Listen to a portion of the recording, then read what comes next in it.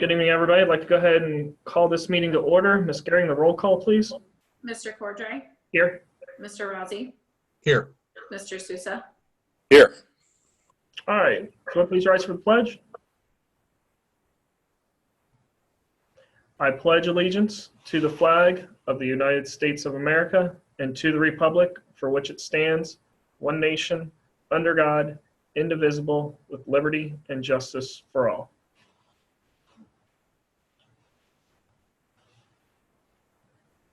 All right, first item on the agenda, make a motion to approve of the Clerk's Journal and accept the tapes as the official minutes of the April 15th, 2020 Township Trustee meeting. Second. Mr. Cordray? Yes. Mr. Rossi? Yes. Mr. Sousa? Yes. All right, next time on the agenda are our bills before the board this evening. We have a number of them. Make a motion to approve EFT vouchers 118320929 through 118310933 and void 11831200932 and 118312123 through 11831211348. Second. Mr. Cordray? Yes. Mr. Rossi? Yes. Mr. Sousa? Yes. Make a motion to approve payroll withholding checks 320-11925 through 320-11928 and 320-11936 through 320-11958. Second. Mr. Cordray? Yes. Mr. Rossi? Yes. Mr. Sousa? Yes. Make a motion to approve check numbers 81411, I'm sorry, let me start that again. Make a motion to approve check numbers 81411 through 81423. Second. Mr. Cordray? Yes. Mr. Rossi? Yes. Mr. Sousa? Yes. Make a motion to approve check numbers 81424 through 81433. Second. Mr. Cordray? Yes. Mr. Rossi? Yes. Mr. Sousa? Yes. And last one here, make a motion to approve checks numbers 81434 through 81490. Second. Mr. Cordray? Yes. Mr. Rossi? Yes. Mr. Sousa? Yes. All right. With that, we will move on to public comments. And Mr. Centers, do we have any submitted online for this evening's meeting? We do. We have two of them. First is from Dan Phipps. It says, I saw that you were considering waiving zoning fees during COVID pandemic for those who have home improvement projects. This pandemic could very well lead to a bad economic times for everyone. Would you consider rolling back some millage on the levies? This would help everyone in the township. On a different matter, is it possible that you could publish an agenda at the beginning of every month on what the buildings are used for, meetings, trainings, etc.? This would help inform the public on how our buildings are being used. Okay. I'm going to ask first, I'm going to come back to the first part of Mr. Phipps's comment to address and allow the board to address as well. But Mr. Cyrus, do you mind just kind of talking about, I know the process as far as our buildings and whatnot and the usage and all that. Do you mind? Yeah. So we do host or publish any of our public meetings on our calendar on our website. As far as trainings go, the fire department does training every single day. The public works department and police department do trainings weekly and just often. There are meeting spaces that are rent out by HOAs. So those are private meetings. We wouldn't, publish those. So, and there's just a general safety thing with, we wouldn't want to publish that we have, a bunch of police officers or something in one location. So, we don't publish trainings. It'd be just a lot of a cluttered calendar probably if we did that. We do a lot of training. But any public meetings we post on our website on the calendar, along with on the bulletin board in the main lobby. Okay, but somebody could call up to the township conceivably and say, hey, I'm interested in knowing, are we using this building A for an event or whatnot, if they had an interest or whatnot. That's something, if somebody wanted to reach out, you certainly could answer for them. Oh yeah, like if somebody drove by and saw all the cars during one of our trainings downstairs or something. Right. Yeah. Okay. Mr. Sousa, did you have any questions or follow-up regards to that part of the public comment? No. Okay. Mr. Ozzie? No, I don't. Okay. And then just to address the first part, I know we're going to get into talking about, it's a work session with regards to reducing the fees. I think we're all definitely sensitive to the fact and concerned, especially after Governor DeWine talked about, I believe it was yesterday, with regards to budget, and they're looking to cut almost $750 million out of the state budget. So I think I would imagine that's a concern for all of us here, even at the township level. So while we may not address anything with regards to rolling back millage, I think it's one of those things, at least from my perspective, we definitely will keep an eye on the budget. We'll keep an eye on our revenues as far as what tax dollars are coming in. Keep an eye on what's going on in the township with regards to development, housing, and things of that nature. And then as those, I think for me, as those issues come up, then that's something I think this board, I would want to see us address as we see those things come about. I think it's probably still for us a little too early we don't want to overreact or react without really seeing any data or having any data at this point. At least that's from my perspective. And I'm going to turn this over as far as Mr. Ozzie, if you have any questions or follow up or comments with regards to Mr. Phipps. I feel the same way. I think it's going to be some time before, and hopefully we don't see any impact. I mean, it's yet to be seen. But I'm not so much in favor of making any kind of reaction like that without knowing what's going on with this whole thing. So. And Mr. Sousa, did you have any comments or questions? Yeah, similar to you guys, I had actually had a resident that's a neighbor have a similar conversation with me about this last week. And, hopefully we're out of the woods on this and moving on here, in a relatively short period of time. Even if that was something we wanted to explore, reducing millage on our township tax collection. I don't even know with how soon in the near future that the second half bill comes out that's something that could even be possibly done, before we would get into next year's tax bill. And hopefully we're beyond that at this point. And just another, fundamental, I guess, financial belief I have is another thing that's unique in this situation. You have people totally decimated that have lost their job or their business is closed, but then their neighbor could be, completely okay and not financially impacted by this. So while you certainly would like to help those in need, I wouldn't want to do anything to the detriment of the township's long-term financial picture to necessarily help someone out that isn't necessarily in a bad way as of this. I hope it doesn't go like Dan's correct. I mean, this could turn into a big long-term financial deal and we would have to revisit anything at that point, but I kind of agree with you guys in the short term. Okay. And Mr. Sanders, you said we had one other public comment this evening? We do. This is from Nick Weber. It says, after reviewing the minutes and videos from the April 15th, 2020 trustee meeting, I would like to introduce another public comment about reviewing how our business zoning is classified within the township. I ask that all B1 business zones not be classified in the same, and the definitions be expanded and subcategorized. For example, a business zone that is classified as B1 without a drive-through should not be the same category as a B1 business with a drive-through. Currently, these can be very different types of businesses classified the same under a broad umbrella. In addition to this request, I'm asking the township to put into process and procedure a way that we can look at surrounding zoning categorizations and have an overlay model that takes into consideration residential zoning tech next to business zoning and business zoning next to industrial zoning. Common sense planning would say that you would not want to put a high traffic and late night, early morning business next to residential dwelling or schools. So do you want me to comment on that? Yeah. Actually, I'm going to kick it to the trustees first, and then I'll have circle back right maybe. I'm going to go back in reverse order. Mr. Sousa, did you have any comments or follow up with regards to the comment?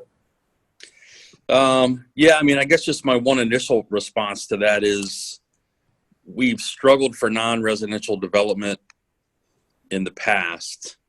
And we're trying to obviously balance that out. And, we're maybe looking to get a little bit of traction in that regard. And now we're going to have another economic blip, kind of like on the last comment, Dan's question, we don't really know yet how long this will last and what the impact could be to an economic slowdown. I certainly understand.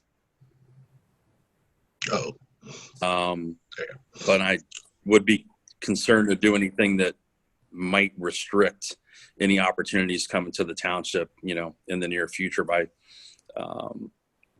separating or specializing, B1 zoning in any shape, way, or form. That would be my concern. Mr. Rossi? I have to agree with Mark in the short term. I mean, other communities do various levels of zoning within, and B1 is B1, B2 is B2, but you could extrapolate that out as detailed as you want to be. But at what point does it start to become cumbersome and restrictive? So, maybe a consideration to zoning at some point, just to toss the idea around. But I agree. I don't want to restrict business, especially today.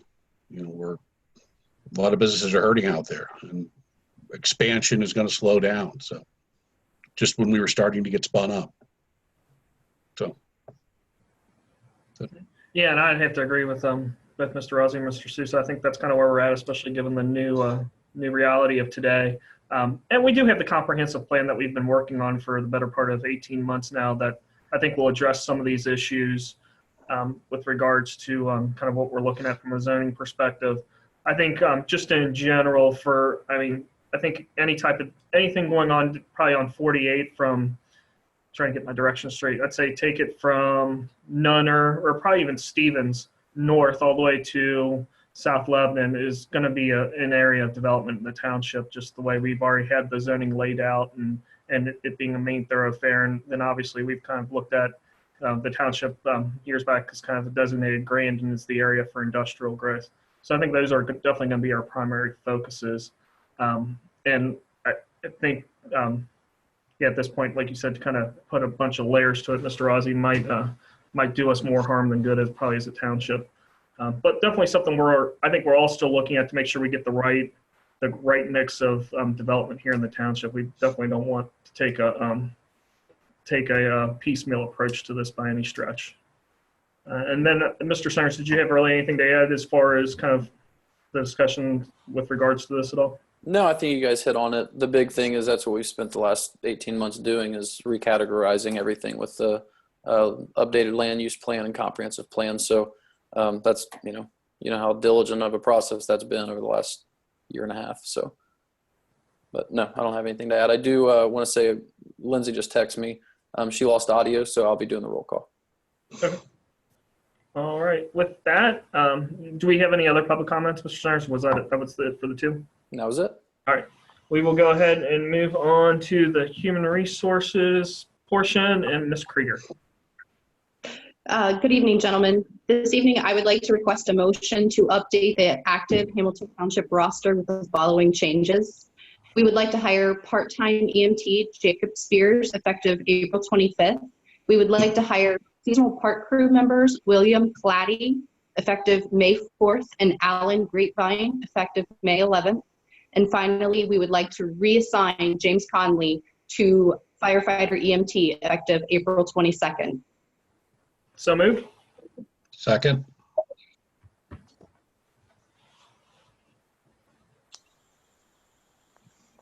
Mr. Cordray, Yes. Mr. Rossi, Yes. Mr. Sousa. Yes. Next, gentlemen, I would like to request a motion to approve the following cemetery deed. I would like to grant Donald and Linda Brown the purchase of lot 535, graves 7 and 8 at the residential rate of $2,400. So moved. Second. Mr. Cordray, Yes. Mr. Rossi, Yes. Mr. Sousa. Yes. And finally, gentlemen, I request a motion to approve the fire chief, Brian Reese, to proceed with an internal promotional process to fill a vacant fire captain. So moved.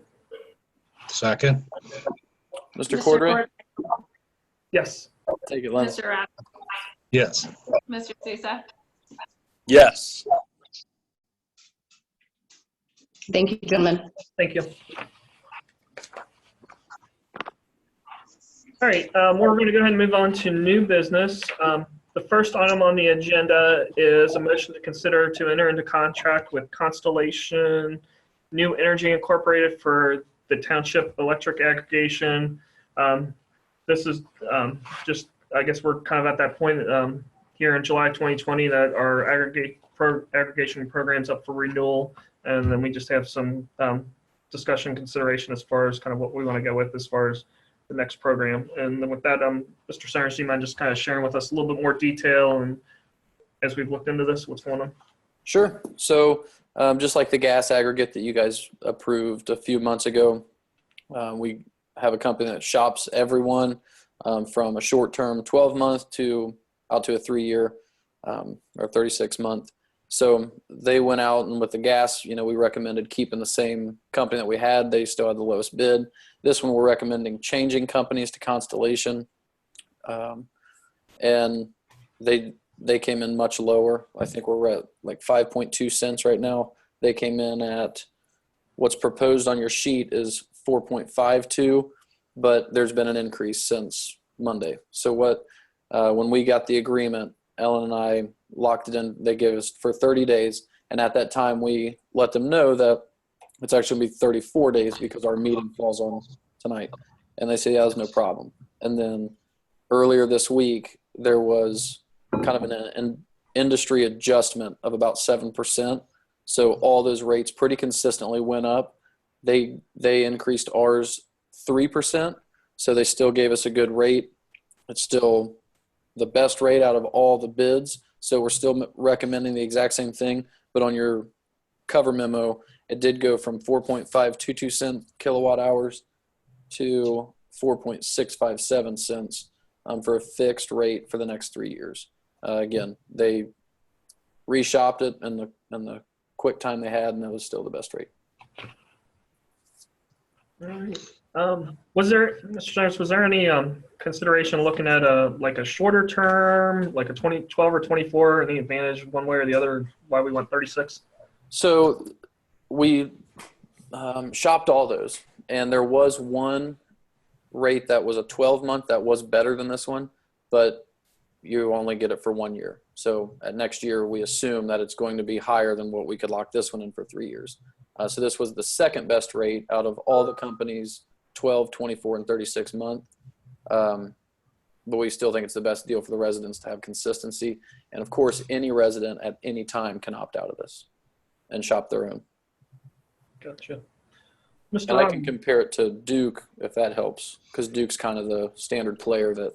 Yeah, just for the record, that'd be great just to have it in the minutes and have it on the video. So Duke is at 5.89 cents per kilowatt hour. Ours will be 4.657. So that 5.8, that would be actually if we actually contracted with them to put in our aggregation. That's right. That would be our rate. Okay. That's right. That's our current fixed rate. All right. Mr. Rossi, did you have any questions, comments, follow-up? No, I'm good with something being locked into that rate for the next 3 years, especially considering the circumstances. It's another unknown as to what's to come. So I'm good with it. All right. Mr. Sousa? I agree. I mean, there wasn't a lot of variation between the prices that are in the packet that the public can see, and keeping a rate pretty much fixed or very similar to where it is been in the recent short term for the next 3 years is I think a great option for the residents. All right. Yeah, and I would agree as well. I think to have that fixed cost, that known cost for 36 months versus 12 months, I think that's definitely an advantage, given how low that rate is. All right, with that, if there are no more questions, I will go ahead and make a motion to enter into contract with Constellation New Energy Incorporated for the Hamilton Township Electric Aggregation. Second. Mr. Cordray? Yes. Mr. Razi? Yes. Mr. Sousa? Yes. All right, gentlemen, next motion to consider is a motion to enter into contract with Kings Ford for municipal financing of the 7 police department vehicles. And I believe this is due to the fact that they're just due to be rotated out. Now, we actually kept the current 7 actually in the program, I think about a year or so longer, just because we still there was some good life use left in those vehicles, but now it's kind of the time to go ahead and look at that. And I'm going to kick this over to Chief Hughes just to kind of explain further and give details what we're looking at. Well, thank you, Mr. Cordray. Good evening, everybody. So in 2016, when I started here as chief, we had just over 20 vehicles in our fleet. 4 of them were offline for maintenance issues, officer safety issues, which left us about 15 actual patrol cars that were at or exceeded 100,000 miles. And a typical patrol car idles about 3 to 5 hours every shift. So that's like putting an extra 75 to 125 miles on an engine. So ideally, you want to rotate police cars out at or before 100,000 miles. And when you do that idle time, it's closer to 200,000. So what we were able to do, we were able to enter into a municipal financing agreement with Ford, and this is a program that's offered by all the police manufacturers, Ford, Chevy, Dodge being the 3 big ones. With minimal impact on our budget, we were able to basically have a set payment and renew our cruisers or implement cruisers. So the first set that we purchased, the last payment we made on those was in June of 2019. So we've held on to those vehicles longer than we had originally anticipated. And that was mostly done because we overestimated our mileage. We were averaging about 20,000 miles a year. And with when we looked at the mileage, the mileage was lower than we expected after the end of the 4 years. So we held on to them for another year. And we're getting up again in the mileage, and it's time to renew this agreement if we choose to go that route. Unfortunately, a police car is, it's like a fire truck for the fire department and an assault truck for the road crew. It's just, you have to have them. And when you're putting, 100 to 150 miles a day per shift on a car, and you have 4 officers working, eight working a day, you have to have a substantial size fleet to keep those vehicles rotated through. So I have 2 proposals on the table. Well, actually, we have 3 proposals on the table. Proposal A is a finance amount of $170,000, which would be for the cruisers only. And by the way, the interest rate is a low 2.15%. There's also another figure on the table, which is $230,000 and $237,18, and that is a finance again at 2.15%. That is cars plus equipment. Each car, obviously, you have to have lights and you have to have the equipment necessary. So that's why there's an increase in that figure. You all have the breakdown of what those payments would look like over the course of 4 years. If you went with option A, $170,000, you're talking just under $6,000 in interest, or about $130 a month for 4 years. Option B, the $230,000 figure, you're talking $7,800 in interest, which is about $160 a month over the course of the 4 years. So, and then the third option is to pay cash, which is also a viable option now that we have more money in our account that we didn't have previously. That's kind of it in a nutshell. I think we went over most of this stuff at the retreat, but I'm happy to answer any questions that you may have. One more thing, I will just, if I can add one thing real quick, Mr. Cordray. Yep. On this municipal financing, there's no mileage restrictions. There's no maintenance or return provisions. You own the car, the lease in with 0 buyout. In fact, equity is acquired with each payment, and then you obtain ownership with that final payment, which is only $1. So it's not like you or I go to a car dealer and lease a car. And I know Mr. Razi and I were talking about this the other day. It's very different with respect to a typical lease. So with that, I'll turn it over and answer any questions you might have. Yeah, I do have a couple. What's our total if we decide we want to go just outright on paying outright out of pocket units and equipment? Yeah. I'm sorry, did you say with equipment? Yeah, with and without. What's our out of pocket cost with equipment and without equipment as far as if we wanted to just purchase these outright? Sure. So without equipment, it's 170, and with equipment, it's 230, 718, 50. And then if I'm reading this right,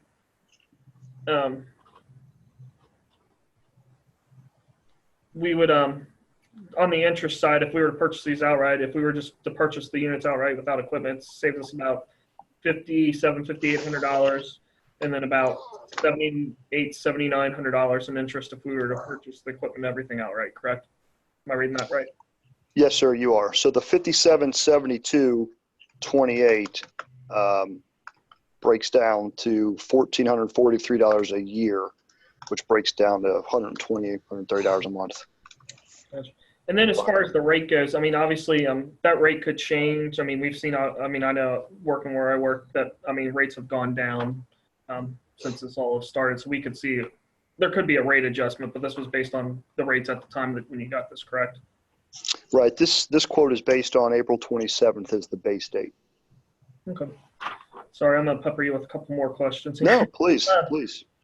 So let me ask you, just from a budget perspective, if the board decided to go outright and just said, hey, we want to go ahead and save this $7,000, and just purchase these outright, how does that look with regards to your budget at this point? I know we've added 3 new officers as well, and obviously there's, but what's that look like?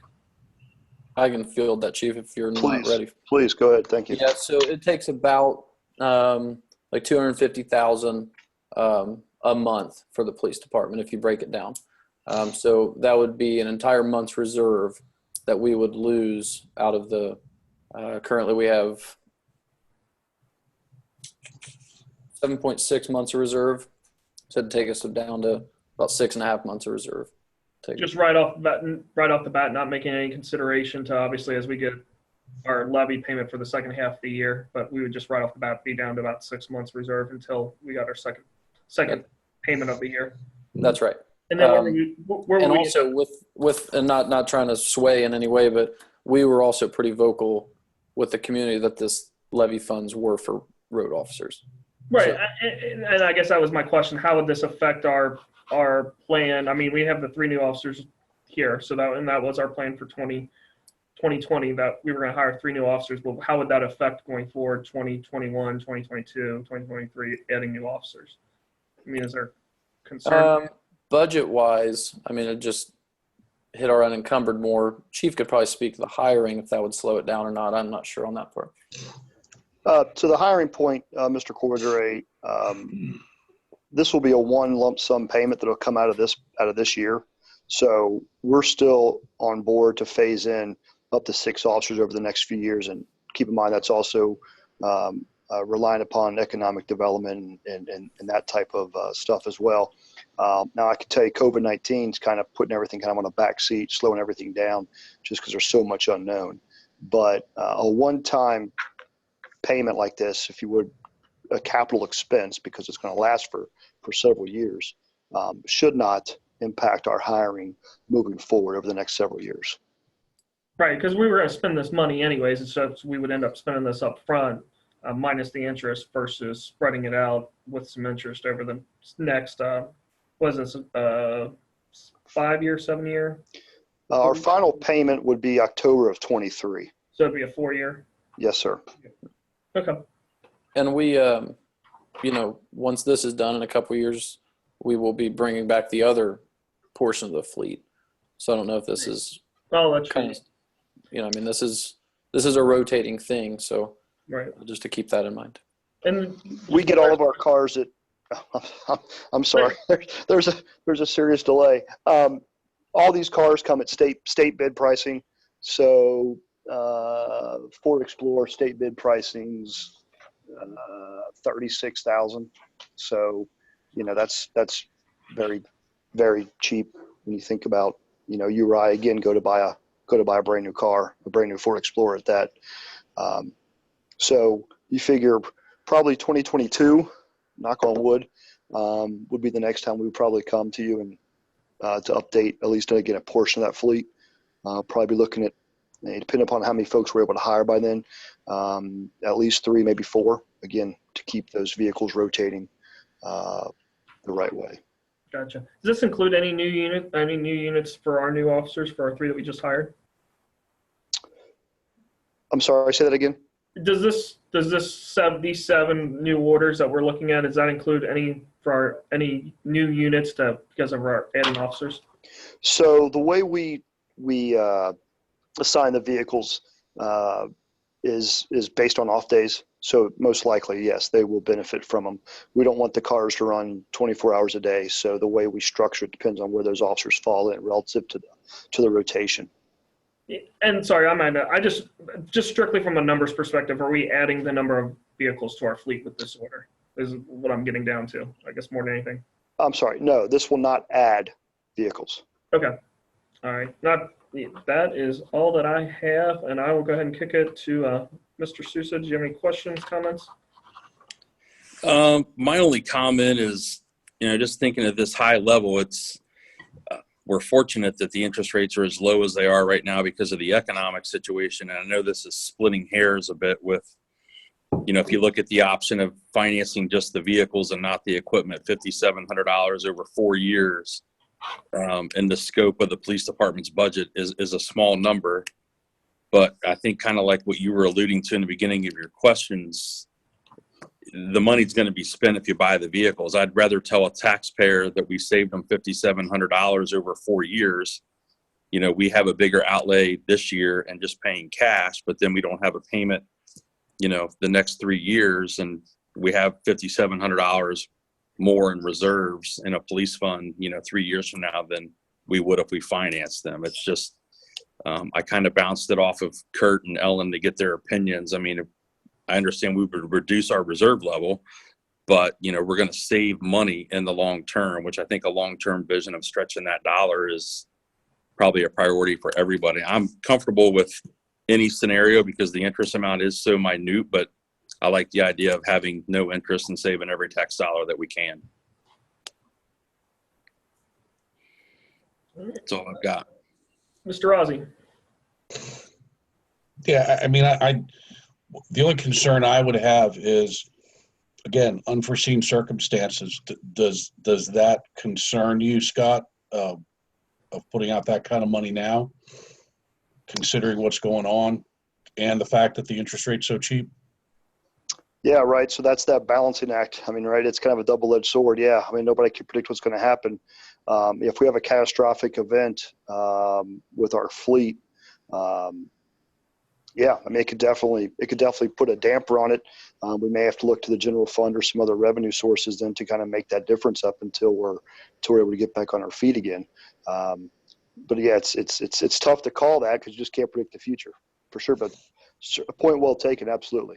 Yeah. Yeah, I mean, if it were a higher interest rate, it'd be more weighted towards, sure, if we have the ability to pay cash, let's pay cash. But then we also have this situation, and what do we don't know?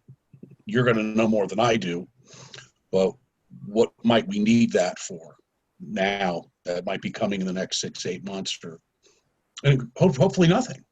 But it concerns that's my me.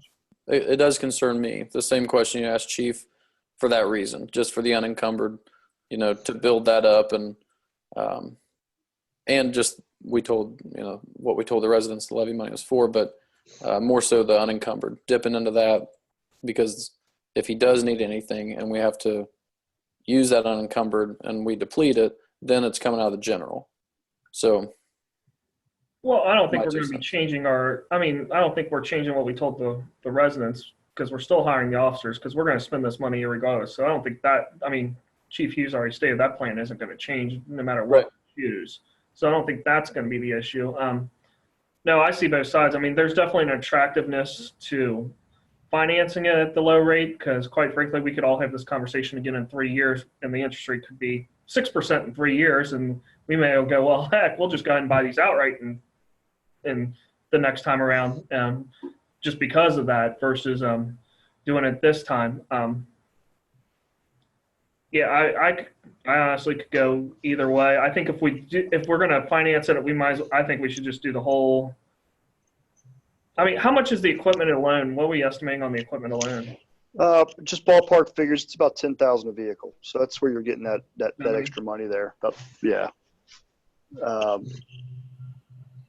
So yeah, let me just. Maybe about $30 extra a month if you finance the equipment. Yeah. About $2,000 in interest. No, Yeah. I could go both point. I mean, I see both. I mean, that's why I asked so many questions I did, because I could see there's a case to be made to just, we have the money, pay it outright. Just from a long-term budget perspective, I'm not as much worried about 2020 as 2021 and 2022, because I think we're kind of, I think that's where we're going to see we're going to make some decisions. We're going to see the real effects of this is probably the first and second half of next year, versus right now, just because of kind of how things have been going. And if it makes any kind of a difference, I mean, I spent 5 hours today working on the budget for the next kind of getting a 5-year plan together, doing some preliminary numbers, and build in the car payment. It looks as we see here right now that we're going to be okay. If we did the leasing or the financing for the 230, or like you said, we can just pay for cash right now, and I think we'll still be okay. But all three of you bring up very valid points. So you guys can tell me what you want me to do, and we'll do it. Well, I guess I'll Yeah. open it up to the board then for more discussion as far as, I mean, gentlemen, do you guys have anything else to add? Well, only other point I would bring up is there was an email circulated to us. I think Ellen or Kurt had gotten Matt Nolan. Someone had asked Matt Nolan the question of, how do different jurisdictions come out of this? And he sent us a communication. I think we're rather blessed to be a township in this economic environment than a city, because we don't have income tax. We're primarily funded through property taxes. And if I remember correctly, he stated that in the worst of the housing crisis a decade or so ago, that Warren County saw about a 5% delinquency rate. So I know we have a lot of financial unknown, but I think a scenario where we would see dramatically reduced revenues than we see today is probably unlikely. Not so much like you mentioned the state budget cuts, less sales tax and income tax. We won't be hit by that stuff. I'm just thinking of this, keep it simple, stupid philosophy. I mean, if we can save $5,700 or $7,800 over either option, and still have 6+ months of reserves, I just feel better telling a taxpayer that, we're saving every dollar of theirs that we can. No, and I get that. I think for me, and this is where I'm balancing, and definitely want to hear from Mr. Rossi as well, is that I'm kind of is it better, like you said, Mark, to put everything up front and let's get this paid and save that $7,800, or given the unknown and given, like I said, my fear of 2021, 2022, is it better, let's hold on to as much cash as we can to plan for the unknown, and let's just go ahead and make the finance at this low rate and take advantage of that, and let's keep as much cash as we can on hand for the unknown until we do figure out what exactly is going on. Because I know this township got hit hard, and I wasn't here when it happened, but I know it got hit hard 10 years ago when we had the last economic downturn. So that's my debate in my mind, is which is more prudent, to hold on to that reserves and let's keep on building it until something just to have, or does it make sense just to go ahead and pay it outright? But Mr. Rossi? Well, I mean, maybe I'm old fashioned, but on another note of what we were hearing when this whole thing started, our bank came in, and we've also seen recommendations of reducing your monthly payments to businesses down to interest only. In other words, the message I'm getting from that is save your cash, save your cash, save your cash. And a lot of people are in a better position. They don't necessarily need to do that. But is that the smart thing to do? Save your cash and get what we're saving, but we're not sure what's coming. Next time we go around and do this again, and I'm sure that things will be much better. Maybe that'll be a better option then. But I'm a little bit worried about stroking a big check like that. That's something we don't know about might be coming. You know, I'm not necessarily so concerned about Brent's concern with, you know, what we told the taxpayer, because we are going to do that. But if we spend that chunk of money and something comes up, and I hate to keep saying those kinds of things, but I'm kind of like, you know, I'm being a bit of a realist here. And, you know, Scott, you know as well as I do, I'm sure you hear things that we don't, that it's be prepared. And maybe this is the time we should be prepared financially to make sure your department has what it may need. And if we're wrong, we're wrong. And if it doesn't ever happen, great, fantastic. But that's I'm sorry. There's a bad. I was just going to add. I don't think there's any clauses in here either that if in a year or two things get better, we can pay it off. Pay it off. We can just write the check and pay it off as another option. There's no prepayment penalty, right? I don't believe there's any. I don't believe there is. I don't have to read the contract again, but I don't believe there was. All right. Before I place a motion on the floor, or unless somebody else wants to put a motion on the floor before me, is there any other comments, questions, anybody would like to add to the discussion? No, I'm good. I'm willing to compromise. I mean, they're all valid points, and at the end, we're really splitting hairs for the amount of financing over a period of time. You know, maybe we meet in the middle and do the option where we pay for the equipment, finance the vehicles, and if then, you know, when we go to make that payment in the fall of next year or something, and there's, you know, the economic event has passed us, maybe we, you know, opt to just go ahead and pay them off or something like that. I'd be comfortable with that, I think. I think that's fair. Did you, Mark? I mean, I know you're in this line of work as far as rates and everything. I mean, is that those rates pretty solid rates in your mind as far as what we're getting offered? Yeah, I mean, as a municipality, we obviously get to borrow money, you know, cheaper than a consumer would out in the marketplace. And the other thing we're not giving light to, not right now, but we were earning close to 2% on our cash just 2 or 3 months ago before this started. So, yeah, that makes it even a little more of a hair splitting decision. As you know, if in a year we're earning 1.5% or 2% on cash reserves again and borrowing money at 2%, it's nearly a wash. So I get the thought. I don't think that even in a bad economic situation of this will be really terribly affected from a revenue standpoint, but it's not a bad idea to rather be safe than sorry, especially if we have the flexibility to pay it off early with no penalty. And Mr. Cordray, could I then suggest doing the 170? Financing the vehicles, we can buy the equipment. Then you're talking, let's call it 61,000 would be a much less hit on the budget immediately. 61,000. Financing the 170, you're talking about a yearly payment of just under 44,000. And again, interest would be 57.72, which breaks down about 120, 130 bucks a month over the 4 years.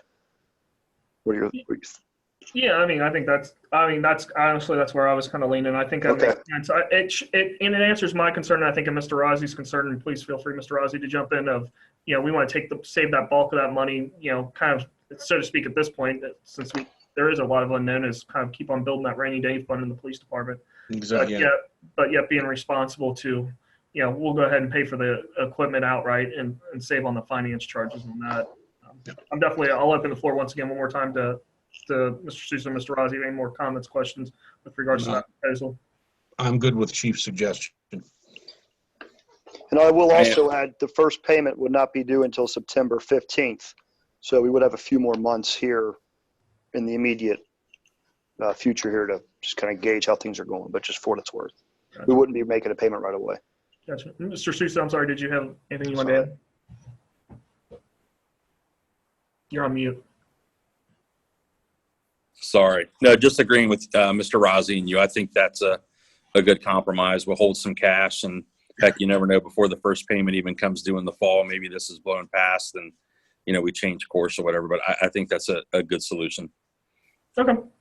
Then at this time, I will go ahead, gentlemen, and make a motion to enter into contract with Kings Ford for municipal financing of 7 police department vehicles under what we have deemed option A, purchase option A of that plan. Second. Mr. Cordray? Yes. Mr. Razi? Yes. Mr. Souza? Yes. And I do want to just to make sure, clarify for the record, just so that we are all on the same page, that is, we will be financing those 7 vehicles only, and then we will be purchasing the equipment outright. Got it. Yes, thank you. Thank you all. Appreciate that. Thank you. All right, next item on the agenda is a resolution 20-0506, resolution to update the township personnel policy. And with that, I'm gonna kick that over to Mr. Centers and Ms. Krieger. Yeah, this has been a long process. Kelly's worked a lot with the employment attorney with Frost Brown Todd for months and got our personnel policy updated. It was about a decade old. So there were a lot of small things, grammatical things, but then there was a couple major changes that we did. So we put that right on the cover memo just to highlight the major changes. Those were bereavement leave. We rearranged that a little bit, and that there were kind of 3 tiers to the severity of a loss. Like a loss of a child would obviously be the most severe. But we added like grandchild to the most severe as well. We knew it wasn't your own child, but we felt that in life, no one should prepare to lose a grandchild. So we kind of moved things around more of a common sense and what we felt made more sense. We added kind of a day as a day, where we have some employees that work 5 8-hour days, some that work 4 10-hour days. So if there was a holiday, the 10-hour employee would actually have to burn 2 hours of comp or EAT just to be off for that holiday. So we entered in that a day is a day, however you're normally scheduled. Vacation, we put in a calculation to earn vacation, a very standard formula that most employment contracts use instead of lump sum. The expense reimbursement, we had issues where automatic per diem was being paid, even if that employee traveled and didn't use that amount of per diem. So they would get that, whatever that rate was. So the way we worded this was actual cost up to per diem rate. So you can't exceed whatever that city's per diem rate is. However, if you turn in receipts for under, you're getting reimbursed for that exact amount up to that city's per diem rate. Chain of command, it was just kind of tightening up that language that, especially with police and fire, more so, but just all organizations, or all departments rather, making sure we follow the chain of command structure. The disciplinary process we removed. We had an extremely clumsy process that was really unnecessary. So we're now following the Ohio Revised Code. The tobacco policy, this might sound odd, but we actually relaxed that. It was quite unenforceable, what we currently had, which was that you could not use any tobacco products on any township owned property or within vehicles or equipment. However, we have firefighters that live there 24/7, and if they needed to, use any type of tobacco, I didn't want them to have to cross the street and increase their runtime. So we're implementing designated areas that will be out of plain sight. Same with our public works department that's inside a community park that's owned by the township. So we don't want people leaving the facility and just adding more work time. Political activity, we put on that department heads to include administrator, police chief, fire chief, public works director, finance coordinator, director of economic development and zoning, and human resource manager and community development coordinator could not participate in influencing positively or negatively any township candidates race. So if it's a levy, fair game. If it's a staff level employee, this doesn't apply. However, if it is one of the administration or a department head, they can't go out campaigning for or against one of the trustees or fiscal officer. And then social media policy. This is kind of actually what got us digging in initially to our current personnel policy.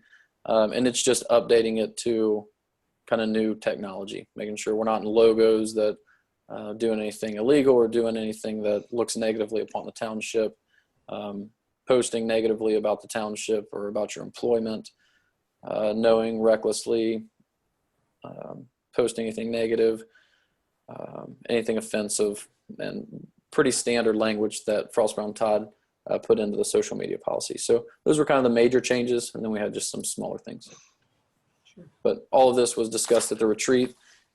Nothing new since that. Gotcha. All right. Mr. Rossi, you have any questions, comments? No, I don't. I don't have good. Mr. Sousa? I agree. I think they're all favorable changes. A couple of the older policies are actually a little, almost, a little comical to think about how they were structured. I do just have one question, Mr. Centers, follow up just for clarification purposes.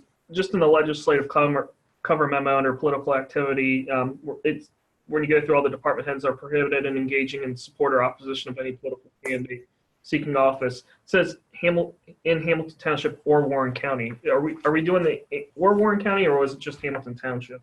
No, this came out before we made that amendment. It's only Hamilton Township, and also we included community development coordinator for Nicole. So it is in the legislation proper, but it's not in the cover memo. Gotcha. So I just want to make sure that everybody's, so just to clarify that, so anybody's free to support any county candidate or any candidate outside or not supporting a candidate outside of Hamilton Township. They're free to campaign for them or whatnot, as long as they're not an actual a candidate for a Hamilton Township office. That's correct. And we originally had in Warren County, that's why it was typed in there, because ideally we wouldn't have department heads campaigning for or against a county elected official. However, we have both chiefs belong to organizations, chiefs councils that endorse people and things like that. So we didn't want to get too far in the weeds. We just wanted a very common sense. Don't be going out door knocking for or against a township trustee or fiscal officer. So we left it at that. Okay. Nope, fair enough. I just wanted to make sure because I saw that in there. I just happened to see it in there just now, so I just wanted to clarify. All right. If there are no further questions, I will make a motion to approve resolution 20-0506, a resolution establishing policies for any and all personnel employed by Hamilton Township, Warren County, Ohio. Second. Mr. Cordray? Yes. Mr. Rossi? Yes. Mr. Sousa? Yes. All right. All right, and next time we do have on the agenda is with regards to, sorry guys, next time on the agenda is with regards to resolution 20-0506A, resolution authorizing the sale of Fire Station 76. And I will again kick that to Mr. Centers and Chief Reese for further explanation. Yeah, we had a couple bids roll in for the fire station, and after review and executive session with you gentlemen, we came out with this bid. It was the highest bid, and it was reputable with the everything they presented. So with that, the offer is for $470,000 for the current Station 76 in Mainville, and this will allow me to go ahead and sign anything moving forward to allow that process. The next piece of the process would be get this contract to the buyer, which will allow them to move forward with an updated appraisal on their end. Since ours is over 24 months old, they're pre-approved for financing, but they want a new appraisal. Gotcha.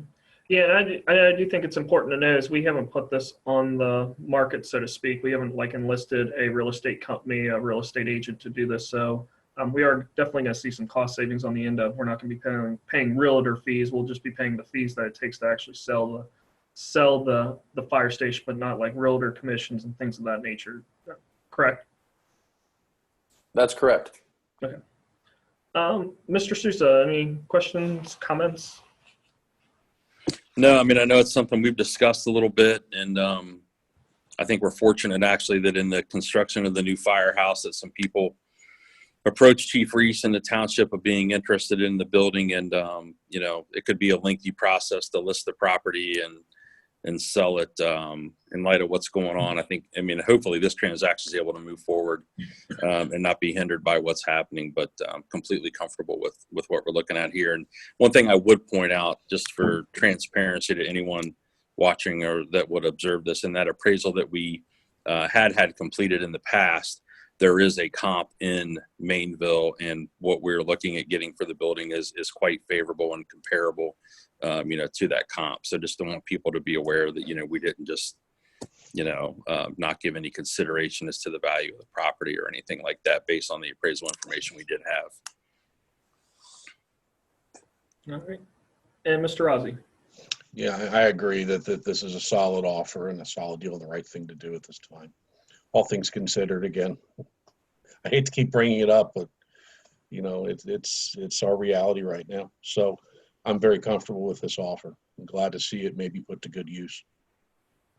And on that point, Mr. Rossi's point, Mr. Centers, can you just comment what the plan is with what we're going to do with the proceeds, if in fact we do sell that building, or when we do sell that building? Shouldn't say it. Yeah. Chief Reese would probably be more comfortable, because I don't want to say that we're going to put it all into the new building or anything like that as far as payments, but that is a plan to start paying down the debt a little bit. But Chief Reese, would you want to speak to that, or you want me to just field it? No, there were, thank you, Mr. Centers. There are a few things that we still need to do to the building that we kind of took out of the original price, kind of like landscaping and stuff like that may be taken care of. And there will be some decisions to be made here in the near future about engine 77 and its repair or replacement. So some of those funds may go towards that as well. All right. Any further questions, comments? I'm good. All right. With that, I will go ahead and make a motion to approve Resolution 20-0506A, authorizing the sale of Fire Station 76. Second? Mr. Cordray? Yes. Mr. Rossi? Yes. Mr. Sousa? Yes. All right.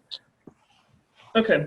Next item we have on the agenda is work session. We're going to work session to So, talk. can I interrupt? Sure. I think you read the agenda language and not the language off the resolution itself when you made the motion. And I'll need you to read the resolution. I looked through my packet and I don't see it. That's It's why at the end of the 91 page. It's It's at it's the last 2 pages. I tried to thumb through it there, Dan. Let me check. Let me find it real quick. Or if Okay. somebody wants to shoot me a quick email, I have my email open. I'll be happy to read it through. Sorry about this interruption. No. Oh, there it is. My apologies. All right, we'll do this one more time. That was on me. All right, I'll make a motion to approve Resolution 20-0506A, a resolution unanimously authorizing the sale of real property located at 69 West Foster Mainville Road and authorizing the entering of a purchasing agreement dispensing with the second reading and declaring an emergency. Second? Mr. Cordray? Yes. Mr. Rossi? Yes. Mr. Sousa? Yes. Sorry about that. Okay. All right. Next item on the agenda that we have for consideration is going into work session to discuss waiving of certain zoning fees and as a result of the COVID-19 panic. And gentlemen, this is something I wanted to bring up as just a way to acknowledge kind of what we're all going through as a township residents to hopefully, I mean, these fees aren't a lot. They're 60, 70, 100 some odd dollar fees, but hopefully to stimulate the fact that to have residents invest in their homes, increase their property values, things of that nature. And then also to take some of that money and hopefully to reinvest that into our economy, whether it's taking that money and supporting a local business by getting an extra meal out that night, spending a little extra money at the hardware store, spending it somewhere other than, quite frankly, the township, where we don't do a whole lot. I mean, as far from a government perspective, we don't do a whole lot as far as stimulating the economy, so to speak. I mean, we definitely have our need, and we feel we fill what we can. But I mean, I feel like that money would be better in use in the hands of the residents to divvy out, whether it's to support a local nonprofit, things of that nature. What I'm proposing is just to waive the fees through Labor Day of this year for basically all the ones like residential addition fees, sheds, detached garage, pools, decks, and fencing. I wouldn't want to waive anything with regards to new homes, new construction, anything like that. But anything that has to do with improving a property is what I'm looking to waive at this point. And with that, I'll open it up to the board for discussion. Mark, go ahead. Mark? I had to unmute, sorry. Oh, you're I think I might feel a little differently than Daryl on this one. And then maybe I'm just, maybe a creature of the bias from what I do by day working in banking. I feel like a person right now that's not been economically impacted by what's going on, I don't know that, a fee in the amount of what these are as it relates to building a deck or an addition or a pool, that it's a motivator, for them to save that to go act differently and stimulate the economy. And certainly if someone has been negatively impacted by what's going on, and maybe they were thinking about, adding on to the home or doing one of these improvement projects, if they're now don't have the means to do so, I don't know that it's moving forward.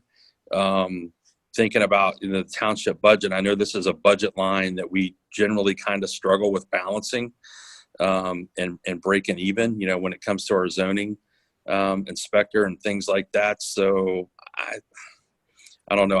I'm hesitant to, if someone's doing a improvement project that's thousands of dollars, I don't know that a $75 or $100 fee in the scope of that project really moves the needle in a decision-making process, or, them going out and spending money in the economy overall. No, I mean, you're most likely right on a scale like that. I just feel like, from my perspective, I'd rather see the money. If somebody's got an extra $70 in their pocket, I'd rather see them take that and buy a little bit more, or go to a restaurant one more time, go to Source One or AutoZone or whatever, spend that money out in the economy versus giving it to us at this point. From that perspective, that's kind of where I'm looking at that from. You're right. If they're struggling, they're probably not going to be a home improvement. But if you're not struggling, then this fee may not affect them. They'd still pay the fee. But I think if we can push that money in other directions, maybe it's an extra $60 to Joshua's place or to Panther Pack or something. I think that's kind of my theory. What I have behind doing this is hopefully redirecting some of that money. And like you said, to your point of, that's one of the line items that we don't necessarily balance out, but I think it's one of those items too that, kind of similar to my philosophy on the cemetery. I'm not worried necessarily about breaking even on every little thing as long as the overall picture of the township is healthy. Right. If and Daryl, you and I rarely disagree on anything, and that's kind of why I threw it to Mark. And I don't necessarily disagree with you on this. It's on faith that someone's going to go spend it on an extra meal or on, an extra auto part or whatever it might be. And I don't know if we can do it, but a way to look at how can we make sure that goes someplace, that maybe designate a week if you're applying for building permits. I don't know if we can do this, and I'm just throwing it out there and make it very clear. Maybe Brent, you could chime in, that those proceeds that would normally go to building permits can go to a Joshua's place or something like that. So we can maybe not necessarily make sure it happens, but give an opportunity for it to happen and an incentive for a building project. Well, let's start it this week because guess what? The Tabitha's Closet gets it, or Joshua's place gets it. It's again speculation. Yeah. If we can. I saw Ben's hand reaching for his mic. Thank you. As a township, I don't think we can make charitable donations. Yeah, it was an idea. I think the intention is very good. Yeah, I'm not so much in favor. We still have to push paper. We still have to pay somebody to do those jobs, and it's a small amount of money. I kind of rather see it move through the township and make sure those costs are shored up. I like the idea, I really do. but I kind of am a little uncomfortable with it's a project. And if they are going to spend the money on that project, we still need to do something. They're getting something for it. They're getting a permit process, maybe an inspection or something, and we still have to have people do those things. If it was just, that's how I look at it. Hey, just quickly, if you guys are okay with it, I wouldn't mind hearing from Alex on this actually, because I know, people are joking about what the stay-at-home order, how busy Lowe's is on a nice day. I mean, people are at home, and those that aren't affected probably are investing in their property. But Alex, could you speak to maybe just the volume that we're seeing in the last several weeks? Yeah, thanks. Or are we kind of flat or up or? Yeah, that's a great question. I'm glad you asked. I was wanting to actually offer that anyways. So, and this is a nice shout out to Lindsay. She keeps good tabs on our data here for all of our permits that come through. So I just pulled basically from January 1st up until May 1st, both 2019 and 2020, to give you a sense of what we're looking at. We, for zoning permits altogether, we are almost exactly on par in that time frame, 2020 versus 2019. It's about 120 to 120 permits, so it's very even. Then I wanted to narrow it down, and let's just look from March until now for both years, because that's kind of when the pandemic started, right? So if you look at 2019, my calculations are showing we had 36 additions to improvements to your yard. That would be a deck, pool barn, garage, detached garage, pergola, covered patio, and a pool, and also like solar panels. So we had 36 of those last year at this time, from March to May 1st, March 1st to May 1st. And 2020, from March 1st to May 1st, we had 32. So we're only down 4. It's pretty much on par. And I would also note, I obviously wasn't here last year, but I do get about 2 or 3 calls a day asking about if we need permits for fencing. We do not require a permit for a fence. So I think that's something we already maybe offer that other jurisdictions don't offer. And that is something that a lot of folks seem to be doing right now is adding fences to their property. Are there any questions? And we did reduce our fees not too long ago, didn't we? I believe that's true. We're at $35 for all of the additions. Right. I'll take this to Lindsay real quick. I think you may have the right numbers, Lindsay. Was it $50? It was $50 it's reduced to $35 now. Thank you. Yeah, I get the points. As far as my perspective, like I said, I just feel like, if we can put any money back into residents' hands to let them spend it how they choose, I think that's a good thing. Yeah, I get your guys' points. Those are fair points as well. Obviously it's something I wouldn't make permanent. Like I said, I was looking to do it through Labor Day just to kind of encourage that. But I understand where you guys are coming from as well. That's all I've got.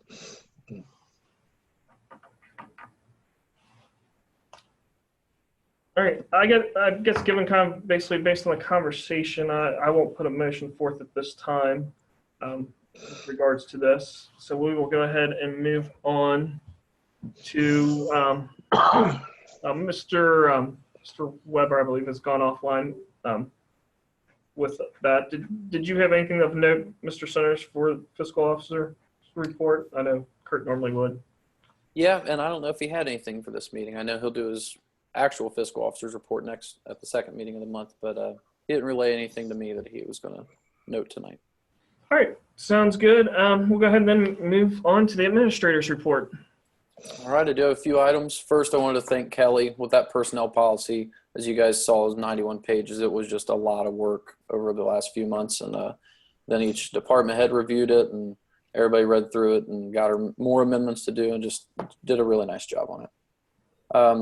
We are partnering with ODNR, given some issues we've had at Mounts Park. So we've had some people not obeying the catch and release. So we're teaming with ODNR instead of them actually just driving down and driving through as kind of a deterrent. Now we're looking at different ways where they can actually start doing inspections. With that, Frost Brown Todd's also drawing up some enforceable rules for Mounts Park. So That'll be coming soon as well. This is kind of the growing pains with it being a newly reopened park in the last few years. This is why we wanted to methodically open it in phases instead of just, opening it year round right from the get-go. These are those kind of things that we're learning. So I think everybody's doing a nice job with adapting to it, and we'll just keep right on rolling. More good news with Mounts Park. Chief Hughes worked and negotiated an agreement, and we officially have the firing range removed from Mounts Park. So he negotiated a really, really good deal with the local range, where we'll probably have to budget about $1,000 a year, and with that, completely remove it during the open season. So the timeline of opening Mounts Park year round is 2022. So during this year and next year, when the park's closed, we'll still use it. But then once 2022 rolls around, we'll find somewhere else to go, for any additional trainings. But Chief did a great negotiation there, and definitely got us a good deal. So, and I think everybody is in agreement that, a firing range doesn't belong in a park. And the options we were looking at with munitions and other places, there was no good options, and he found a good option. So we're thrilled with it. The state tax budget deadline did not move. So we still have middle of July, our tax budget will be due, or our preliminary budget will be due to the county. So we'll be getting that to you guys at the second meeting of June. Our EPA rule 513-400 permit was approved by the EPA. So we are still perfectly on track with our timeline of events for Mounts Park with the EPA issue. Nicole started this week, and we will all be back in the office next week with modified work schedules. So we're just all really excited. We'll be taking proper precautions. Thanks to Chief Reese, we all have proper PPE and face masks for when we do have to encounter the public. But quite frankly, we're just all excited to get back in the office. So everybody's been doing a great job remotely, but it'll be nice to be back. And then finally, the 180th Fighter Wing out of Toledo are doing a Salute Ohio campaign, where they're flying F-16 flyovers over every hospital in Ohio during the entire week. And the greater Cincinnati area will be tomorrow. So they will be flying over Bethesda North at exactly 10:41 a.m. They'll be coming from Cincinnati to Bethesda. So they'll be coming right over Hamilton Township. It doesn't take long for them to fly over. So be looking up right at 10:35 to 10:40. So that's pretty neat, and just saluting all the first responders and all the hospital workers. So that's all I have. Hey, Brink, if I could jump in real fast, just so the right people get the right credit. The credit for finding that deal belongs to Officer Koffoltz and Sergeant Rector and Sergeant Short. They did the legwork. So I appreciate you giving me the credit, but I don't deserve it. That all goes to them. So just wanted to make sure we got that on the record. Yeah. Thank you. Thank you. They did a good job.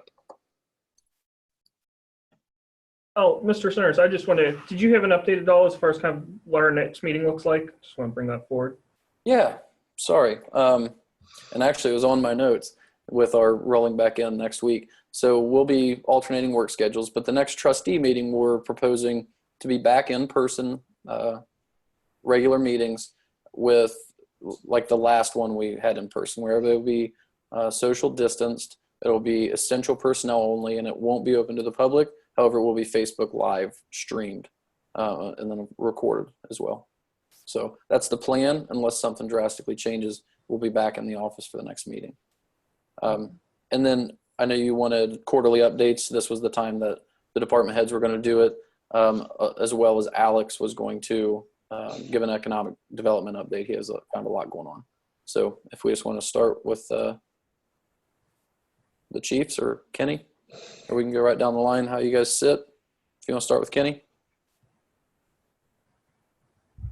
Yeah, I just want to give one quick update you gave was with Nicole, bringing Nicole on board here, along with our 3 seasonals. So we did get this spot to go ahead and hire all 3 seasonals. That's a huge thing for me because we're kind of limited on our manpower. So we appreciate all the you guys letting us actually bring the seasonals in, and then appreciate those guys doing what they're doing so far.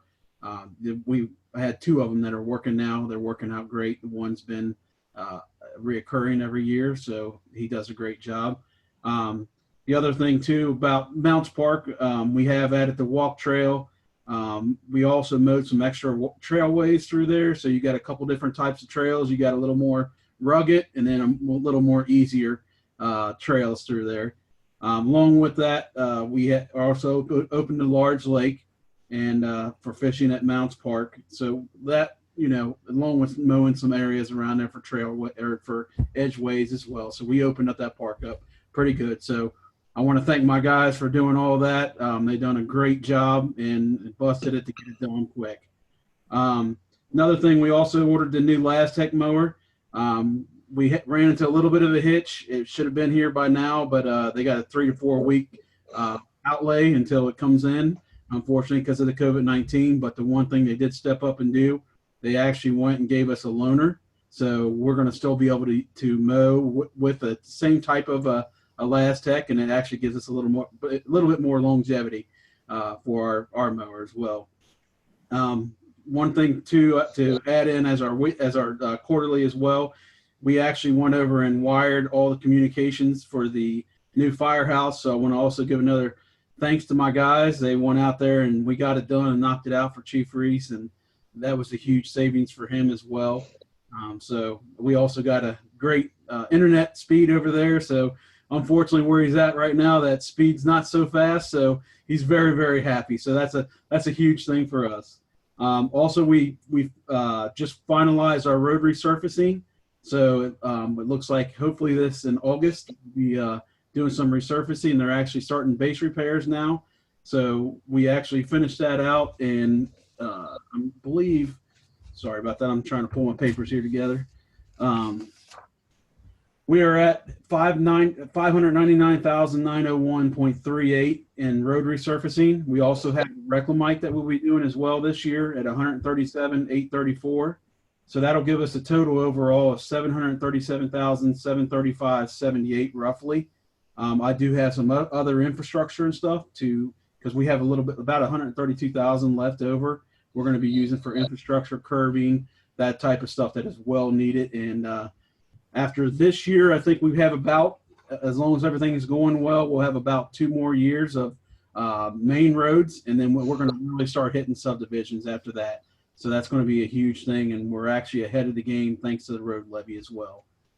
One more thing. Sorry, my screen shut down here. We also have one thing I was doing. I was talking to everyone last year about the road assessment. I have been working diligently and trying to get a program set up for us that we can have here at the township that is kind of not only just for road assessment, but as a dual role for it's going to do fleet management, maintenance management. There's a lot of things that actually this program does. The cost of that we was looking at this year, I did put in $55,000 for this, but the one company we looked at called PubWorks, and PubWorks for the first year, and this includes a training, we're looking at about $22,150, and then from then on it would be $4,930 for each year. At this time this year, as long as I do not have to pay the hosting for LJB, I actually pay right now about $6,219 a year. So this will actually be a cost savings for me, and it brings a lot more benefits and great stuff for us. Some of the stuff that it actually does, we can do actually the QR codes to where like vehicles, equipment, parts, material. We can actually scan these and keep track of it, keep with inventory, along with like the culvert replacements. I don't have to have multiple layers of this. So what really makes it nice is having those, right now with having the program that I'm looking at would have multiple layers. On the sign inventory that I have now, it does not have that. It would cost a lot more to actually get multiple layers into that. So this would be a huge savings for me. So this is one of the things I was looking at, just to let you guys know that with the road assessment, I do have a BC that's ready for that, but just wanted to give you guys a heads up on what we have coming down the line, coming down the pike. And that's about all I have. Thank you. And I also have to say with Kenny's guys, when we first went to remote access on admin and public works and everybody, I said, bring them in as needed. Bring your guys in as needed and then go right home, and they're still on call and everything. And from about that point, they've been working their 40 hours a week. It's just they always have as needed work and essential work, and they just haven't missed a beat. They've been killing it out there. So they did a great job with mounts and just as usual, they did a lot of great work over the last few weeks when everybody was struggling. So I appreciate that. Chief Reese. Good evening, everyone. I got several things here to try to get through quickly, but probably the big thing a lot of people will have on our mind is the whole COVID-19 response and everything that's going along with that and how it's affected us here. Since mid-March, we've had roughly 30 confirmed cases in the township, but we've handled everything well here. We've had 3 employees that have been affected by it, but fortunately no one at this point has actually contracted it, but we've had to test some people and isolate people and do some of those actions until we've been able to confirm that they didn't have it. So that's going well. I want to say thank you to several of the members of the community who donated supplies to us and provided masks and disinfectant. And Mr. Sousa, you provide some stuff for us as well. Thank you for that. And I can't do enough to say thank you to my wife, because we had about 400 masks with bad straps on them, and she sewed new straps on all 400 masks over the last month so that we can have them in our stock and use them.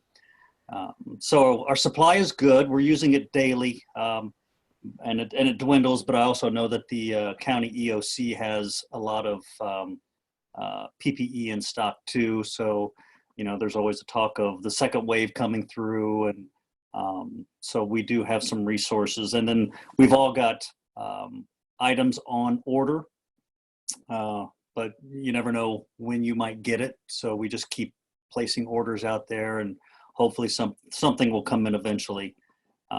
We keep a daily inventory, so Captain Goodpaster's been on top of that since day one, and we report what we use to the county, and they kind of make an average, and they're tracking everybody. And as you use stuff, if it looks like you're getting, looks like you might be getting close, you put in a request, and they will get you some additional supplies. As far as process and procedures, it's all working out well. We definitely, like, we're not wearing our shoes in our living quarters that we would wear on a call. We disinfect the medics a couple times a day. We disinfect the building a couple times a day. So we are going through a lot of supplies in that direction as well. And then as far as cost goes, right now we are about $8,000 of unexpected costs, and that includes the cost of doing some isolation, cost of supplies, additional things we've had to bring in, additional testing. But in the last couple of weeks, I think, Ellen, that was maybe 3 weeks ago, we received an amount of money from the Stimulus Act that gave us $12,000. So we're kind of living off of that right now, and we haven't burned through that, but I'm sure we will by the time this is over. The next thing I have is Engine 77, the truck that was involved in the accident. Should have something from the insurance company by the end of this week, I've been told.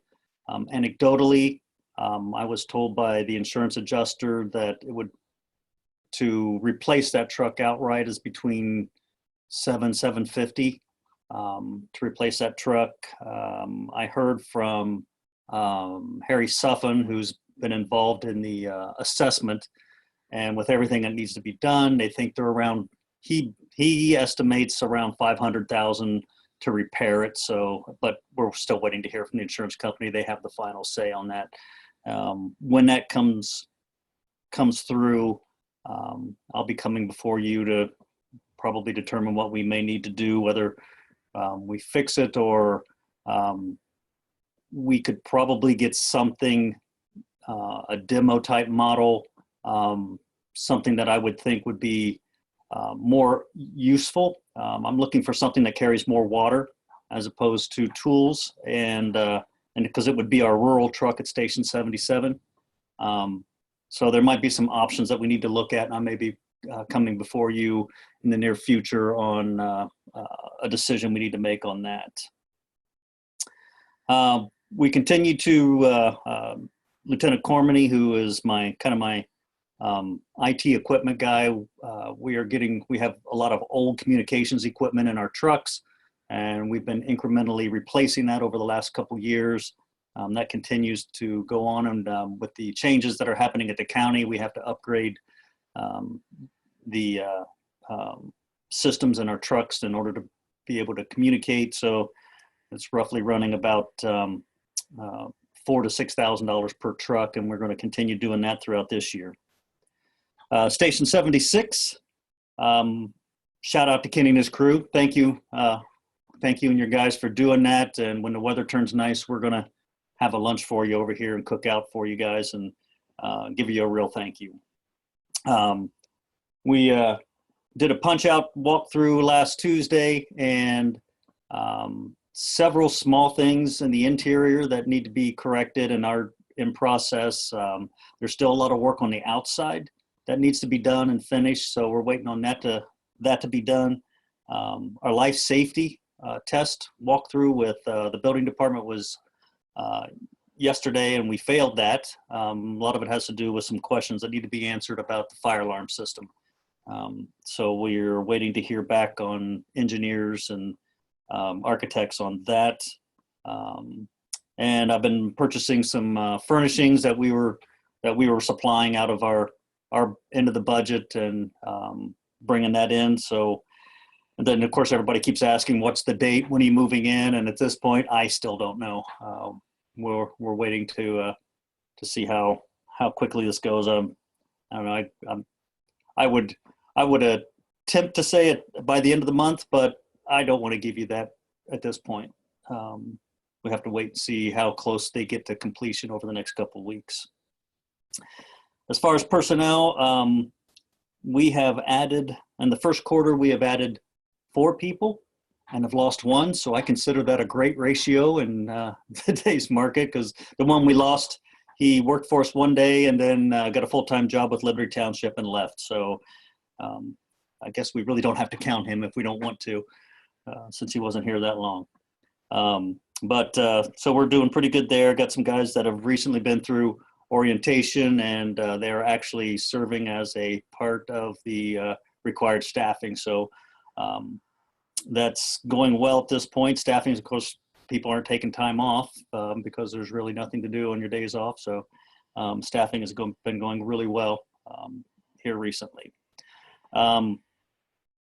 Overall, our runs over last year are up by about 9, but in April, comparing 2019 April to 2020 April, we were down almost 20 runs, and our transports are down around 20, 25 there as well.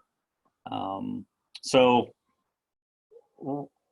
overall for the year, the runs are up a little bit, but the last month we have had a lot of slow days.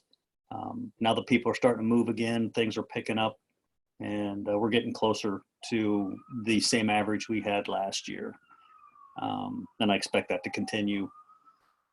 We had some PRs in January, but canceled most of everything since then. We've modified our training that we do. We're doing a lot of online training. We're trying to do our training. Each station does their own training, where they're doing group trainings just to try to maintain some social distancing and cross-contamination from building to building. And almost daily, I'm in a meeting with area fire chiefs to discuss how this is affecting everyone. And we've discussed a lot of policies and procedures and equipment, and been able to kind of help each other out and discuss planning and those type of things. So, and then earlier this year, Ms. Krieger and I met with Ohio Police and Fire and worked out some things with them. And we are now doing our pension reporting online like the other, like PERS. And I think that's going pretty well. So thanks to Kelly for that. And unless you have any questions, that's all I have at this point. I don't have any. Gentlemen, do you guys have any? I'm good. I don't have anything. No, I'm good as well. All right. And yeah, thank you for the movement on the firehouse this evening. Appreciate that as well.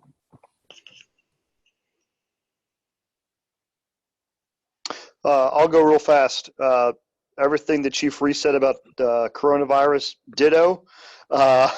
We've been inundated with folks dropping off sanitizer wipes. We had residents making masks for us. We appreciate all those that came through for us. You know, we're stockpiling a lot of stuff because nobody really knows what tomorrow means or brings. So we appreciate all the residents. I drove around Saturday afternoon for a few hours around the township. It was so nice. There was a lot of people out and people asking us how we doing, do we need anything? So it's just really good to have that community support. We've spent about $2,200 that we weren't expecting to spend relative to coronavirus. We've already applied for a grant through OCJS to recoup that. So our expenses obviously aren't as high as the fire department's for obvious reasons. You know, try to lighten the mood up a little bit the last few weeks. We've done some really cool, what I think are really cool activities on our social media platforms. We had several residents participate in the chalk drawings in the driveways, and we did our own version of Where's Waldo, and we're just trying to lighten up people's moods and brighten up their day, and those were very well received. So we just want to remind our residents to make sure you're following us on our social media platforms. We're doing more stuff on Instagram. Seems to be where more folks are kind of going to, especially when we're trying to reach out to the kids. So I want to thank everybody for doing that. We're still doing the parades. We're doing about 2 or 3, maybe a week. They're kind of starting to slow down a little bit, but remind folks, if you want us to drive by with the lights going to do the social distancing birthday parties or anniversaries, just email us at police@hamilton-township.org and we'll get you on the schedule. Our schedule permitting, of course, with respect to calls. Lastly, the 3 new officers, they hit the ground running. We hired 2 from Morrow, as you probably saw on Facebook, and then we hired a 5-year state trooper from the Highway Patrol. So they're all 3 doing great. They're all in their 3rd week of training. Last year, you approved a capital expense for new sidearms. Those came in within the last 2 weeks, piece by piece. So we're in the process of qualifying with those. And with respect to the call volume, I just ran a report that kind of compared March 15th to April 15th, 2019 compared to the same time in 2020.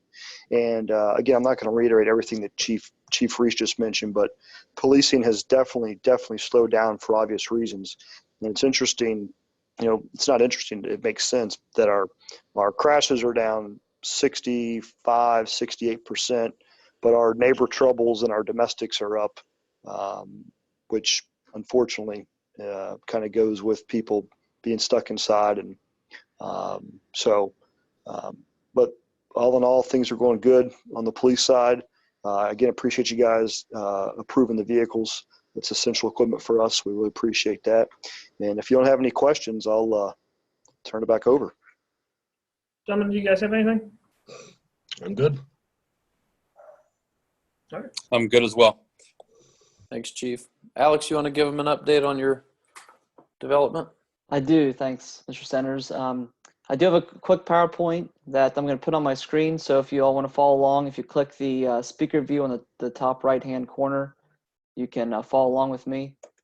I just would rather you look at my PowerPoint than my face. So I'm going to go ahead and kick it off here. If it works. Okay.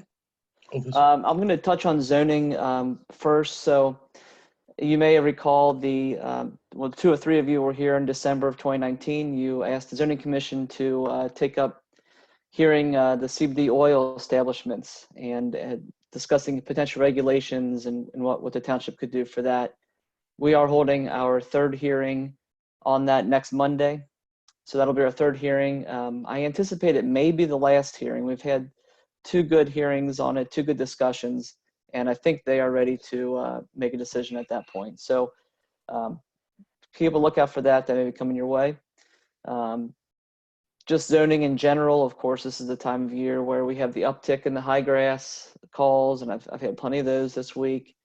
Property maintenance complaints as well, whether that's due to the timing of the year and probably coinciding with people staying at home more and seeing what their neighbors are doing and being aggravated at what they're doing during the day. So I do have many violation letters going out this week, and we keep tabs on those. And again, we may see some of those coming to the trustees for us to take action, for you all to take action with grass cuttings and things like that, cleaning up properties. I mentioned earlier we have had increased calls on adding fences. We do not require any fees or permits for that.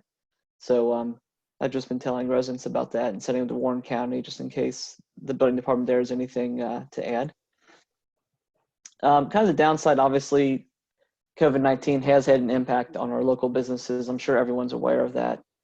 I just highlighted a couple here. The Monkey Bar and Grill did close down during this whole thing. Talked to Mark Altemeyer, the owner, a few weeks ago, and he mentioned that he's already implemented some of the social distancing ideas for when they do reopen. He's removed some tables and chairs and spaced out. He thinks he can still hold between 400 and 500 people at full capacity. That's down from 700 to 800, that he used to be able to hold or would have been able to hold with all the additions now he's done. But he did open up last Sunday from 12 to 7, and he offered the to-go cocktails and beer. Unfortunately, I missed that one. I would have participated. But I'm not sure if he's going to do that again, but that's just something to note. I did talk to Valley Vineyards. They're maintaining staff, especially they want to maintain enough staff to brew their beer. So they are still moving forward with that to have beer this summer to offer. And I also wanted to mention several of these businesses. I'd single them out, but they did tell me that they were successful in receiving those PPP loans, the Paycheck Protection Program loans. So that is really something that's helping a lot of these businesses stay afloat. And I'm sure they're really looking forward to May 12th when the kind of orders, shelter in place kind of relaxes a little bit and retail can kind of open back up. So that should be a relief for a lot of our businesses, and hopefully that can keep them going. I did want to note Blooms and Berries just came out this past week that they are now hiring employees, and they're going to have them employed until October 31st. So for anyone looking locally that is looking for a job that they need to fill the gap for right now, I would check out their website at Blues and Berries. There are several jobs there. I did talk to the owner of Roll On In and Buzzwell Creamery. He was planning on keeping full-time staff as long as he could. He had done that successfully through March and April. Was hoping to do the same through May. It's kind of an update on some of the negative impacts we've had. But now I do want to talk a little bit about the positives. I'm a little bit more optimistic. I want to kind of hopefully balance out what we've been talking about today. There's been a lot going on already in the township, and I think there's going to be a lot going on in the future, even with what's happened and what is happening and some of the uncertainties. But Alexander Point, as you're probably well aware, is still under fast development. The target, I talked to Mark Morrison of PLK Communities just yesterday and today. Their target is still to open this summer, potentially in July. That's kind of the target date to have some of their apartments open. So that's a positive development. This was actually an outdated photo. This was taken last week. I took it. And now a lot of these buildings have the facade on already, and it's looking really nice, I think. The Little Miami High School and Junior High additions are now approved by me. I signed the zoning certificates last week. They received all the approvals required from our partner organizations, and they're ready to move forward. So that's a positive development there. Coming down the pike here this summer is the Hopewell Valley Section E, final kind of development there of Hopewell Valley, final phase. D.R. Horton has picked this up. And as you may note, you may remember from the past, this was actually supposed to be townhomes at one point. D.R. Horton has picked it up and has changed that and upgraded them in a way to 68 single-family homes now. So this is going to go to the Warren County Regional Planning Commission this month on May 28th. Assuming it passes that, it will go to our zoning commission on June 10th.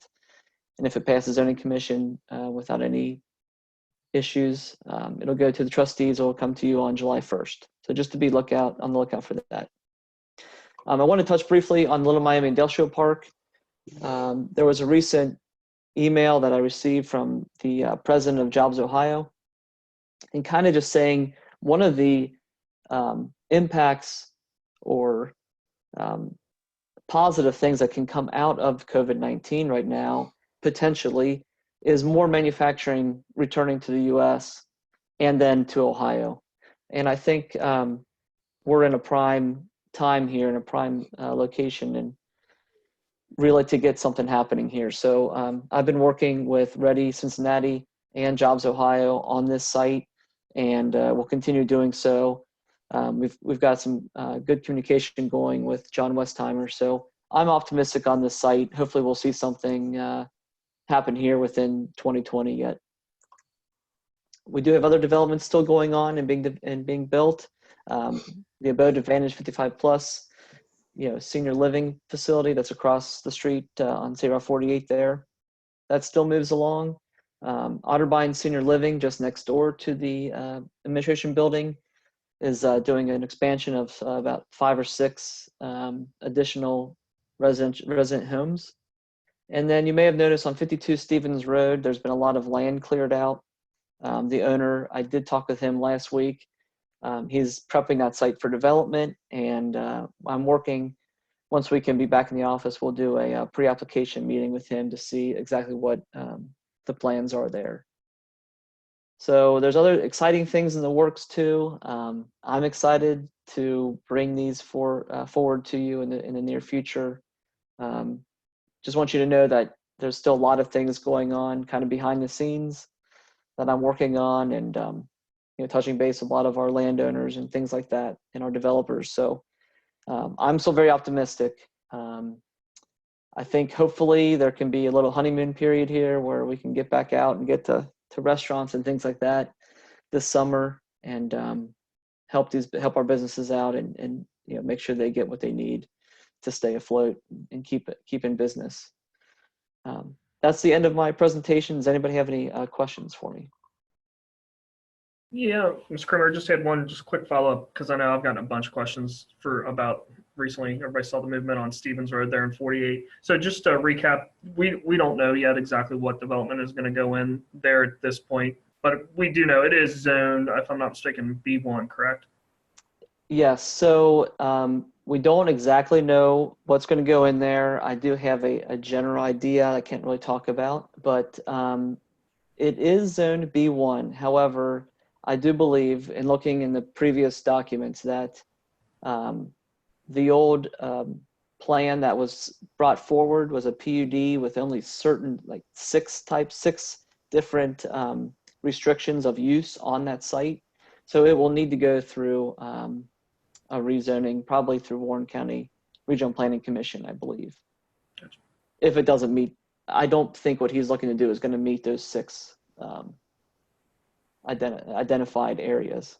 But in general, we are looking for like some type of commercial development on that. That's right. I've been talking with Mr. Centers about this. That's definitely an area that's a commercial development. So there'll be some kind of commercial development is what we would like to have there, and what we're talking about. Great. Gentlemen, Mr. Rossi, Mr. Sousa, did you guys have any questions, follow-up? No, fantastic job, Alex. Keep it up. Thanks. No, good stuff. And I like the glass half full, being an optimist. I appreciate it. Thank you. I wish I could tell you everything, because you would feel the same way, I think. So we'll keep our fingers crossed that all comes to fruition. Thank you. Ellen or Kelly or Ben, Lindsay, does anybody have anything that you guys wanted to add at all? All right, those were your updates. Great. All right. Thank you, Mr. Centers, and thank you, staff, for providing those this evening. With that, we will go ahead and move on to trustees' comments. And with that, Mr. Ozzie.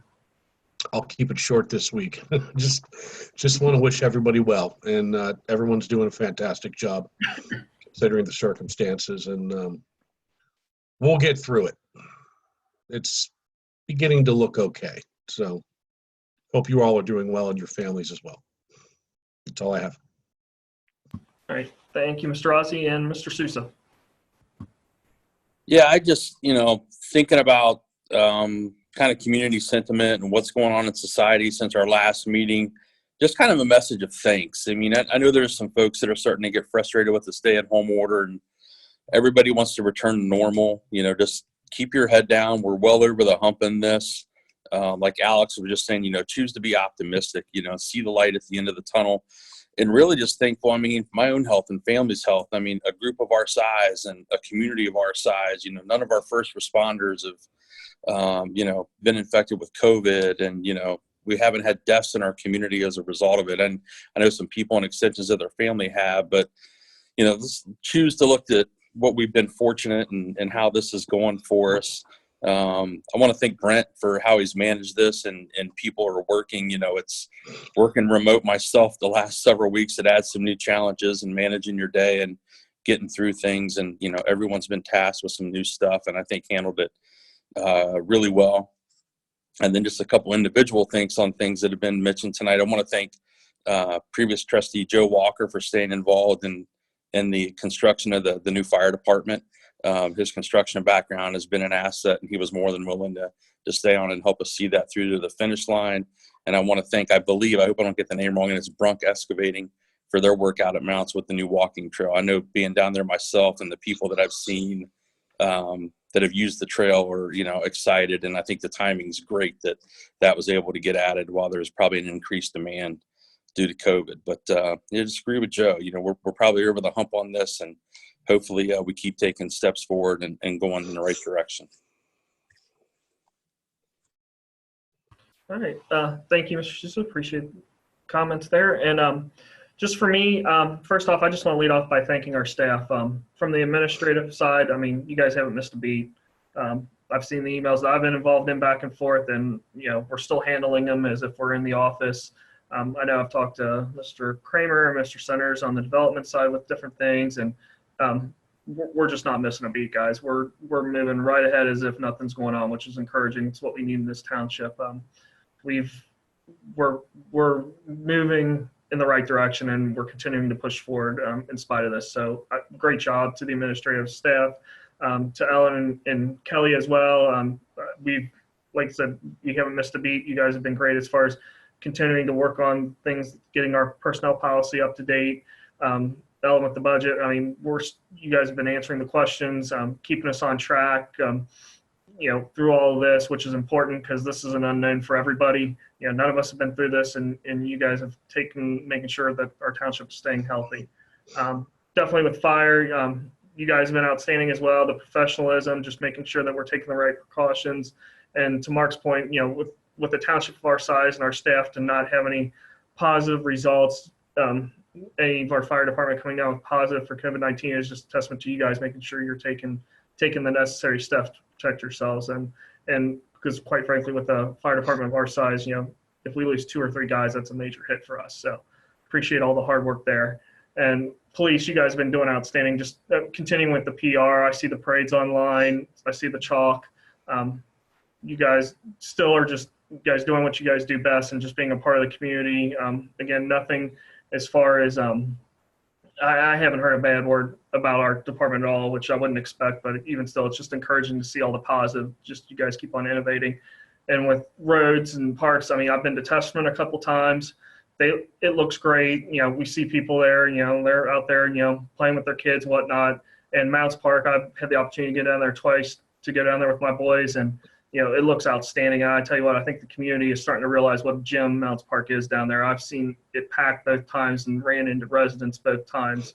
I think they're excited to be there, excited what we're doing. So you guys have been doing an outstanding job all the way around. And of course, Lindsay, make sure we all keep it all together here at the admin building as well, and appreciate all your hard work and everything that you guys have done as well.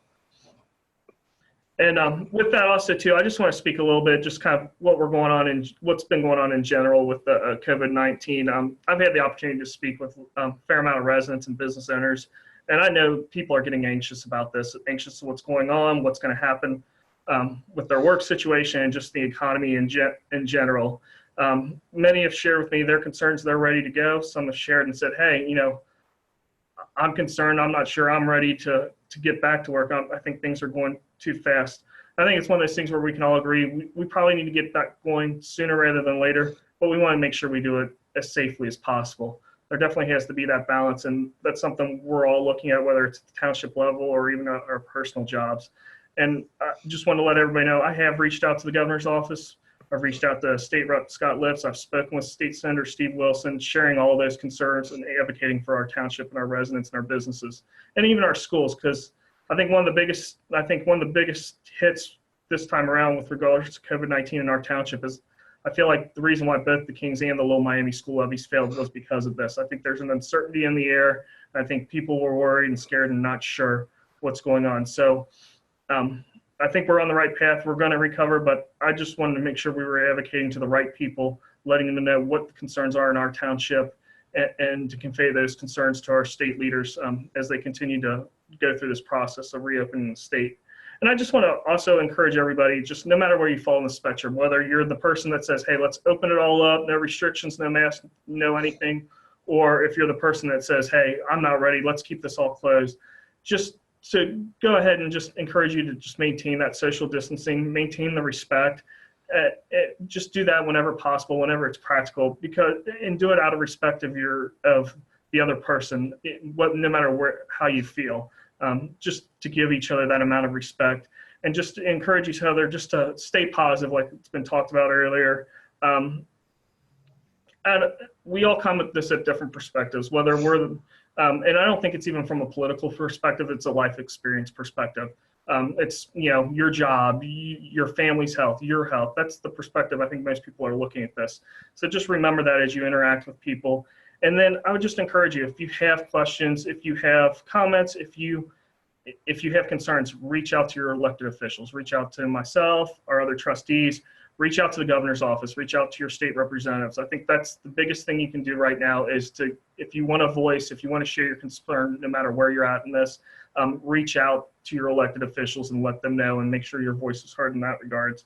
And again, if you feel free, reach out to me and I'll make sure I pass along that message as well as I'm sure my other board members would. Because what I'm here for, I think what we're all here for is we're going to advocate for the township. And for the residents and for our schools and our businesses. And I think that's, in this time period, that's our biggest role.